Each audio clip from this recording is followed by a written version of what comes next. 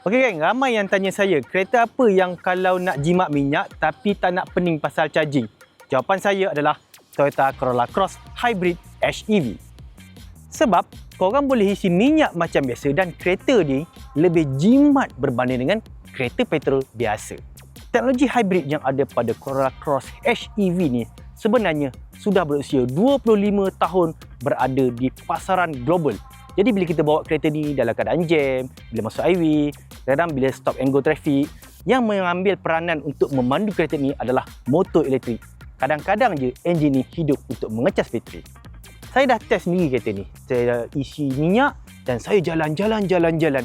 Minyak baru turun sikit je. Dan kalau kita ni isi minyak, 2 minit dah penuh. Bukannya 40 minit untuk mengecas. Lama tu. Teknologi ini sudah terbukti di seluruh dunia. Jadi jaminan bateri selama 8 tahun adalah memang standard, memang padu. Nampak ni, dia ada sensor kaki dan bila dia buka ni, boot dia memang luas. Macam-macam boleh masuk. Barang baby, mak baby, penjaga baby, barang-barang kedai, semua kita boleh letak dalam dia punya boot yang luas ni. Tengok ni, kunci dia pakai smart entry. Sentuh je terus boleh buka pintu. Boleh masuk kereta, start enjin, jalan dan sampai ke destinasi dengan selamat. Pendek kata, kereta ni adalah pilihan yang paling bijak. Nak pergi kerja, nak balik kampung, macam-macam boleh buat. Dan paling penting, tak perlu risau pasal nak charge. Paling penting lagi, jimat.